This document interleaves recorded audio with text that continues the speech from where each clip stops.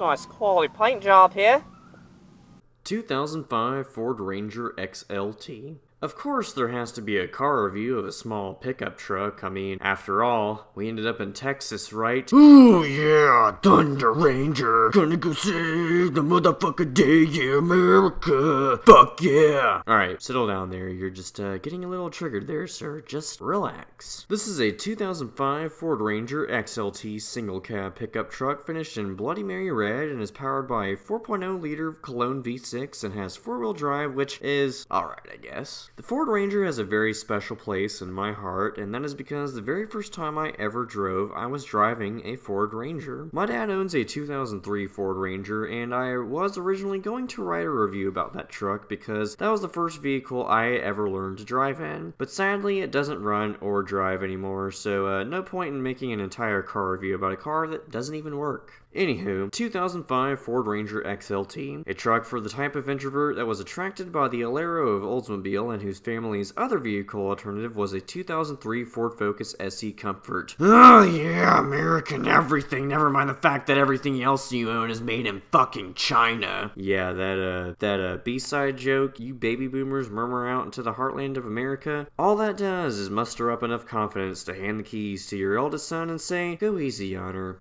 What does that mean? I don't know. Anywho, 2005 Ford Ranger XLT. So here in the United States of America, we have a federal law dubbed the chicken tax, and to sum that up in a nutshell, the chicken tax is a 25% tariff on potato starch, dextrin, and brandy, and light trunks imposed in 1963 by President Lyndon Johnson in response to taxes placed by France and West Germany on importation of U.S. chicken. The chicken tax is a story for another day, but it is tied into this truck's history book of American dreams and visions of utilitarianism gone rampant in the dirty South. Ford Ranger is a compact pickup truck that was manufactured by Ford Motor Company from 1983 to 2012 model years for North America and spanned across two generations with minor styling and powertrain options offered every once in a while. Any import guys out there, the Ford Ranger is a Mazda B-Series truck. They literally share everything with each other. Same chassis, same engine, same powertrain, same body styles, etc. And these trucks would go on to become the best-selling compact pickup trucks in the United States from 1997 to 2004. That's like 17 years, man. And what's honestly sad about these compact pickups is they don't really seem to be built for the long haul, much like the 17-year-olds of today's generation. The Ford Ranger remained practically the same across the course of its lifespan, and every 4 to 5 years some minor facelifts are done, but that still doesn't equate to any substance at the end of the day. 2005 Ford Ranger XLT. It's a truck for the type of millennial who feels no sense of entitlement and is grateful something like this Ranger even exists in the universe. If you want four-wheel drive, Torsen limited slip differentials, and a manual transmission, you can find that in this truck. If you want a Ford 8.8-inch rear axle with LSD skid plates, tow hooks, 31-inch BF Goodrich all-terrains, 15-inch forged Alcoa wheels, and a Bilstein shocks, this is your savior. Savior from what, though? Rise Against? Got off track, god damn it, Bobby, I'll tell you what. No, that was a terrible Hank Hill voice. 2005 Ford Ranger XLT. The official car for selling propane and propane accessories because it's 2005 and this Ranger was king of the hill, and when you were given keys to this middle-class tax avoidance, you just smash the pedal and go because it's your first time ever driving and that's all you know to do at 15 is to go and just do it. Whether it's driving for the first time, experiencing being late to a date, or even write a car review about it 12 years later. Ford Ranger. It's a truck for the types of men who wear flannel shirts, blue jeans, and some brown shoes because it's the dirty South, and you gotta watch where you step because you might step into some shit, and brown is a shit color, so just remember to always wear black. It matches everything. Everything, I promise, babe.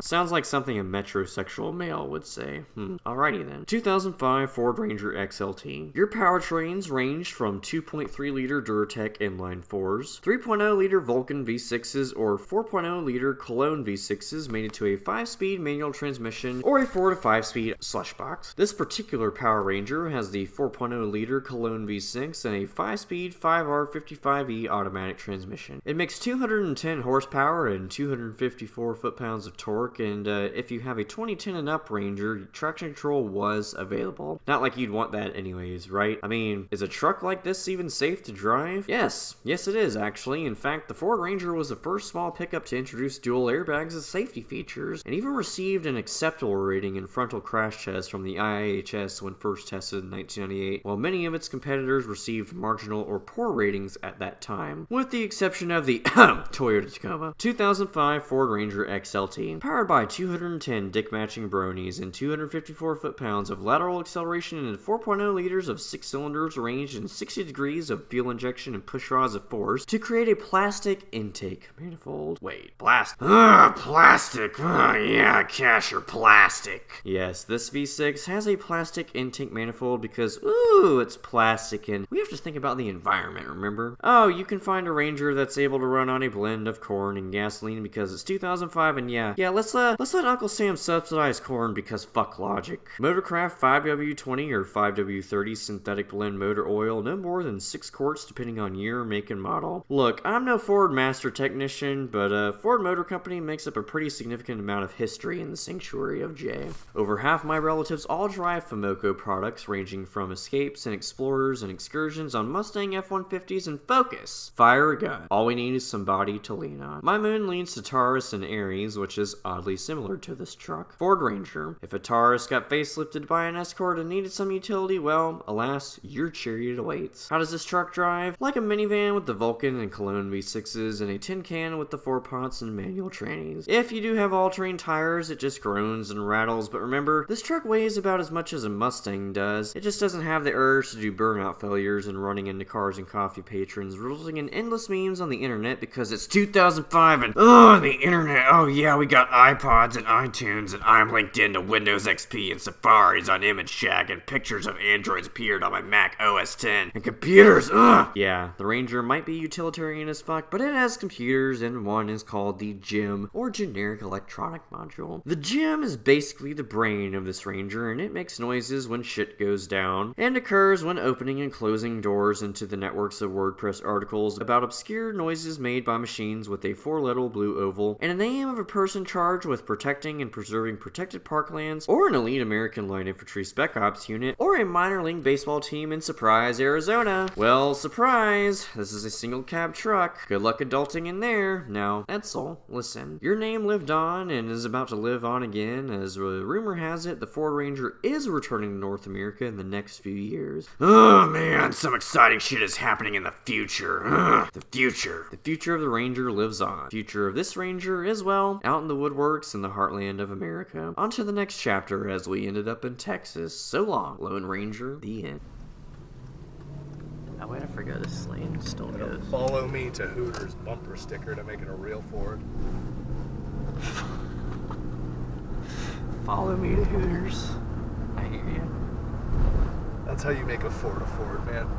All the manufacturing of the Ford factory, trivial. None of it matters. Budweiser logo, follow me to Hooters.